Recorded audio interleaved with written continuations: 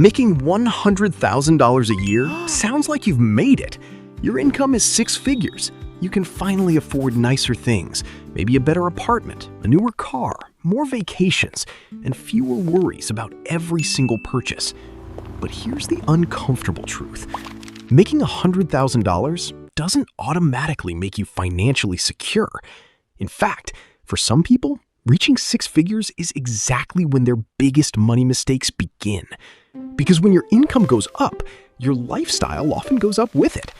A bigger paycheck can create a bigger mortgage, a bigger car payment, bigger subscriptions, bigger vacations, and suddenly you're making $100K but still wondering where all the money went. So in this video, we're breaking down 7 money mistakes to avoid after hitting a $100K income, and more importantly, what you can do instead. Because the goal isn't just to make six figures. The goal is to make your six-figure income actually build wealth.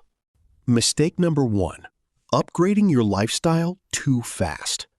One of the first things that happens after a major income increase is lifestyle inflation. You get a raise, and suddenly the apartment you used to think was expensive starts looking normal. The $25,000 car becomes a $45,000 car. The occasional restaurant becomes eating out several times a week.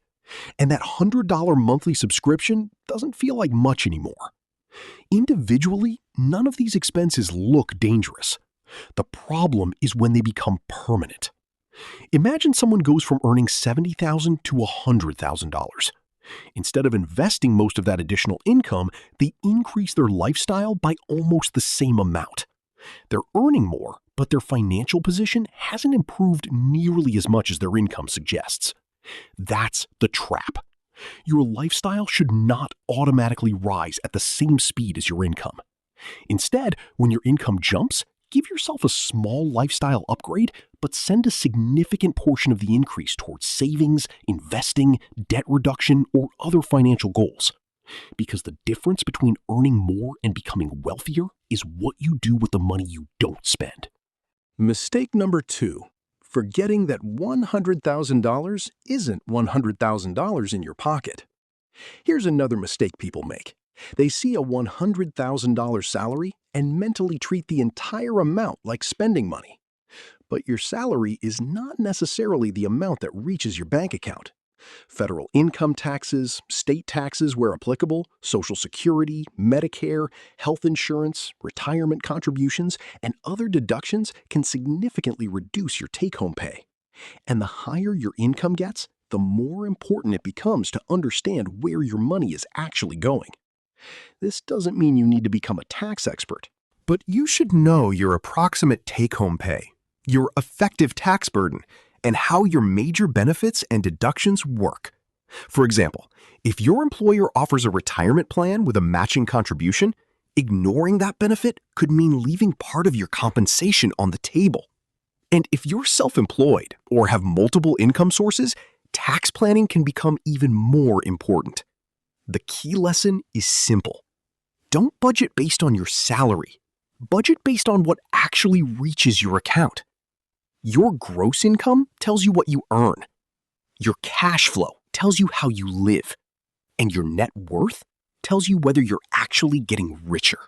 Mistake number 3. Letting debt grow just because you can afford the payment. When income increases, lenders may be willing to lend you more money. That can create a dangerous psychological shift. Instead of asking, "Can I afford this?" people start asking, "Can I afford the monthly payment?" Those are two very different questions.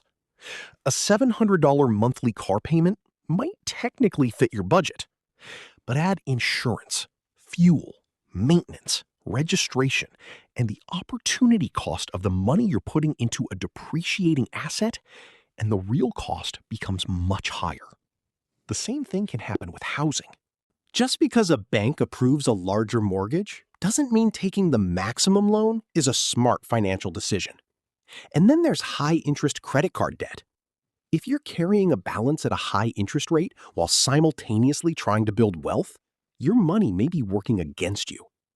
So before taking on a major expense, look beyond the monthly payment.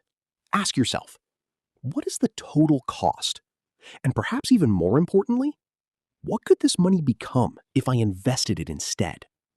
A six-figure income gives you more borrowing power, but financial freedom usually comes from having more ownership, not more payments.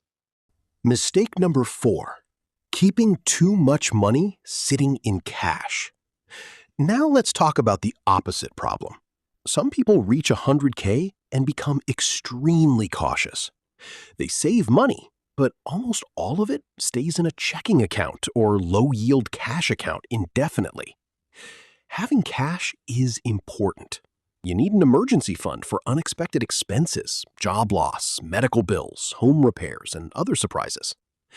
But once you have an appropriate emergency reserve, keeping every extra dollar in cash may not be the best long-term strategy. Why? Because inflation can reduce the purchasing power of money over time. For long-term goals, many people consider diversified investments, such as broad market index funds, retirement accounts, or other assets appropriate to their risk tolerance and time horizon. The important point is not that you should put every dollar into the stock market. You shouldn't. Money you may need soon generally has a different job from money you won't need for decades. Think of your money in buckets: short-term money for stability, long-term money for growth, and retirement money for the future. The mistake is treating all 3 buckets exactly the same. Mistakes 5 and 6: ignoring retirement and investing too little. This might be the biggest missed opportunity of all. You finally reach $100,000 a year, and you start thinking, I'll invest more later. Later can become next year. Next year can become 5 years. And 5 years can become a decade. The earlier you invest, the more time your money has to potentially compound. That's why retirement accounts can be powerful tools for long-term wealth building.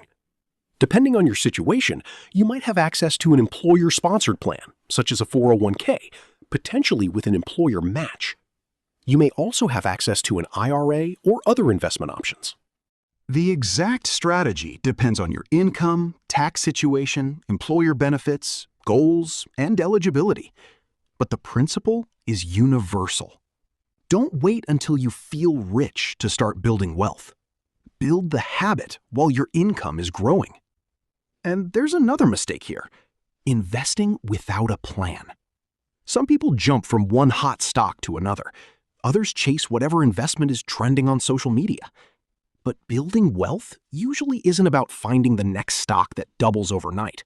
It's about consistently putting money toward long-term assets, managing risk, controlling costs, and staying invested through market ups and downs. You don't need your 100K income to look impressive. You need your net worth to keep moving in the right direction. Mistake number 7: confusing a high income with financial freedom. This is the biggest mistake of them all. You can make $100,000. You can make $150,000. You can even make $250,000 and still feel financially trapped. Why? Because income and wealth are not the same thing. Income is the money you earn. Wealth is what you keep and what you own. If your income stops tomorrow, how long could your savings and investments support your lifestyle? That question can tell you much more about your financial position than your salary alone. So instead of making $100K and asking, what can I buy now? Try asking, what can this income build for me? Maybe it's a 6-month emergency fund. Maybe it's paying off high-interest debt. Maybe it's maximizing an employer retirement match. Maybe it's investing consistently. Maybe it's saving for a home without becoming house poor. Or maybe it's simply creating enough financial flexibility that you don't have to say yes to every job, every opportunity, or every financial obligation just because you need the paycheck. That is what makes a 6-figure income powerful. So if you've recently crossed the 100K income mark, congratulations. But don't let the number change your definition of success. The biggest financial upgrade isn't necessarily a luxury car, a bigger house, or more expensive vacations. Sometimes The biggest upgrade is having less financial stress. Remember these 7 mistakes. Don't let lifestyle inflation eat your raise. Don't confuse gross income with take-home pay. Don't take on debt just because a lender says you can. Don't keep every long-term dollar sitting in cash. Don't postpone investing and retirement planning. And most importantly, don't confuse a high income with financial freedom. Because earning $100K is an achievement, but turning that income into lasting wealth is the real game. If you found this video useful, subscribe for more practical money and investing content. And remember, your income can change your lifestyle, but your financial decisions can change your future. If this video helped you, hit the like button, share it with someone who's making 6 figures, and subscribe for more Pran investing tips. Thanks for watching, and I'll see you in the next one.